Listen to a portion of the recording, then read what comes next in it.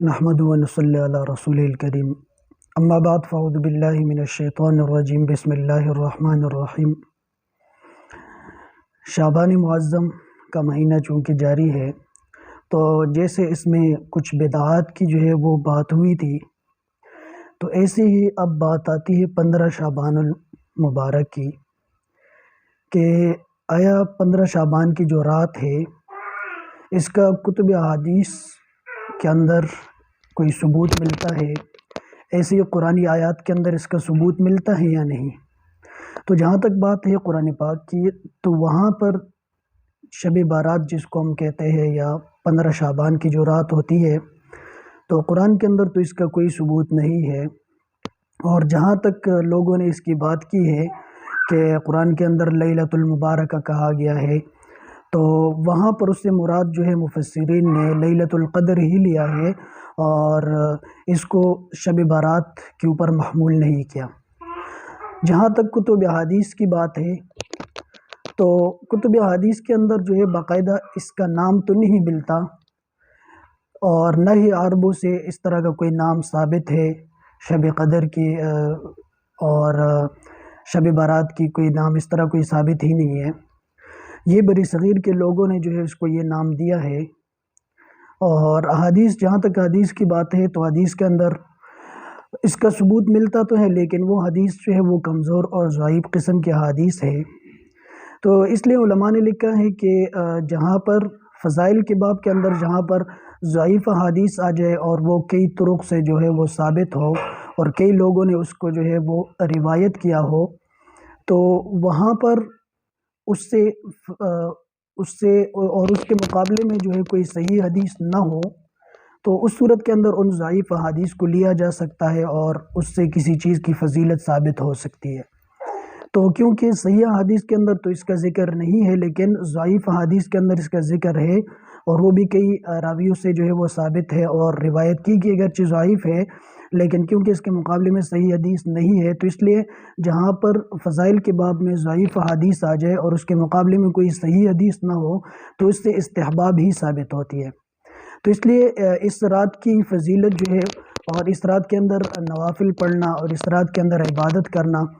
اور نوافل وغیرہ پڑھنا ہے، تلاوت کرنا جو ہے اس کے استحباب ثابت ہو سکتا ہے، اور اس رات کے اندر قیام کرنا، عبادت کرنا، اس کے استحباب تو ثابت ہو سکتا ہے، لیکن اس کی سنت جو ہے وہ ثابت نہیں ہو سکتی نا حدیث سے، کیونکہ وہ حدیث جو ہے وہ ضعیف ہے۔ تو اس لیے شعبان میں جو ہے وہ عبادت اس رات میں جو 15 کی رات ہے اس میں عبادت تو کر سکتے ہیں، لیکن باقاعدہ علماء نے لکھا ہے کہ مسجدوں کے اندر جانا اور وہاں پر اجتماعی طور پر عبادت کرنا وہ جو ہے وہ ثابت نہیں ہے۔ اس طرح اگر کریں گے تو بجائے اس کے کہ اس پر ثواب ملے وہ ایک بدعت بن جاتی ہے۔ اور بعض علماء نے تو لکھا ہے کہ اس رات میں اپنے گھر کے اندر ایک سپارہ پڑھنا جو ہے وہ مسجد میں پورے قرآن پڑھنے سے جو ہے وہ افضل ہے، کیونکہ وہاں جا کے اگر لوگ اجتماعی طور پر کرتے ہیں تو یہ ایک بدعت بن جاتی ہے۔ تو اس لیے کہا کہ اس رات میں عبادت تو کرے، نوافل وغیرہ پڑھے، لیکن اپنے گھر کے اندر رہ کر۔ رہی بات اس کے دن کے روزے کی،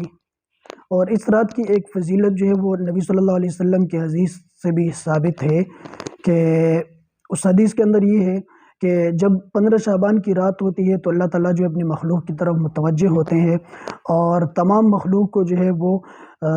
معاف کر دیتے، بخش دیتے ہیں، سوائے چند لوگوں کے۔ ایک ان میں سے حسد اور بغض رکھنے والا ہے، کینہ رکھنے والا ہے، اور باقی اس طرح کے اور لوگوں کی بھی ذکر ہے مختلف حدیث کے اندر۔ تو اور رہی بات اس کے دن میں روزہ رکھنے کی، تو ایک حدیث کے اندر نبی صلی اللہ علیہ وسلم سے ثابت ہے، اگرچہ وہ حدیث جو وہ ضعیف ہے، کہ آپ صلی اللہ علیہ وسلم نے فرمایا کہ جب شعبان کی 15 شعبان ہو، 15 شعبان کی رات آ جائے تو اس میں عبادت کرو، رات کو قیام کرو اور دن کے اندر جو ہے وہ روزہ رکھو، کیونکہ اللہ تعالیٰ جو ہے وہ پہلے آسمان پر آ جاتے ہیں، اپنے شان کے لائق جو ہے وہ جلوہ فرما ہوتے ہیں آسمان کے اوپر۔ تو اس لیے نبی صلی اللہ علیہ وسلم نے سے یہ حدیث ان کی طرف تو منسوب ہے، لیکن یہ حدیث چونکہ ضعیف ہے تو اس لیے اس سے روزے کی سنیت تو ثابت نہیں ہو سکتی کہ ہم یہ کہیں کہ اس سے روزہ جو وہ سنت ہے۔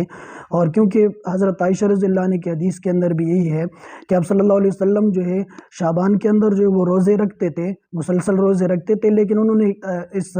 اس دن کی تخصیص نہیں کی ہے کہ خاص 15 کی ہی رکھا ہو اور اس کے علاوہ نہ رکھو، بلکہ نبی صلی اللہ علیہ وسلم جو ہے وہ مسلسل روزے رکھتے تھے۔ تو اس لیے اس سے سنت ہونا تو اس روزے کا ثابت نہیں ہو سکتا، البتہ علماء نے لکھا ہے کہ اس سے استحباب جو ہے وہ ثابت ہو سکتا ہے۔ اگر کوئی بندہ جو ہے وہ روزہ رکھے تو یا تو اس نیت سے رکھے کہ 3 روزے جو ہوتے ایام 20 کے 14 15 13 14 15 کے، تو اس حیثیت سے رکھے کہ کیونکہ ایام 20 میں آتے ہیں تو 15 کا بھی اس میں آ جائے گا، اور اگر دوسری حیثیت تو سنت سمجھ کر اس کو نہ رکھے بلکہ اس کو صرف مستحب سمجھ کر رکھے، کیونکہ حدیث کے اندر ذکر تو ملتا ہے لیکن وہ حدیث جو انتہائی ضعیف ہے، اس سے استحباب تو ثابت ہو سکتا ہے لیکن اس سے سنت ہونا جو وہ ثابت نہیں ہو سکتا۔ اس لیے اس کا روزہ رکھنا جو ہے باقاعدہ سنت سمجھ کر اگر رکھا جائے تو پھر یہ جو ہے وہ سنت نہیں بلکہ ایک بدعت بن جاتی ہے۔ تو اس لیے علماء نے لکھا ہے کہ اس رات میں عبادت ہوگی اور دن میں روزہ، یہ سنت نہیں ہے بلکہ یہ مستحب ہے۔ اس لیے نہ تو اس میں اجتماعی طور پر عبادت کی جا سکتی ہے بلکہ انفرادی طور پر جو ہے وہ اپنے اپنے گھروں کے اندر جو ہے وہ اس رات کے اندر جو ہے عبادت کی جائے۔ اور دوسرا اس رات کے اندر جو باقی بدعات تھی اس کے اوپر باتیں ہو گئی تھی کہ اس رات کے اندر بہت سارے لوگوں نے بدعتیں جو ہے وہ ایجاد کی ہے، تو اس طرح کی کچھ امید نہیں ہے۔ قبروں میں جانا،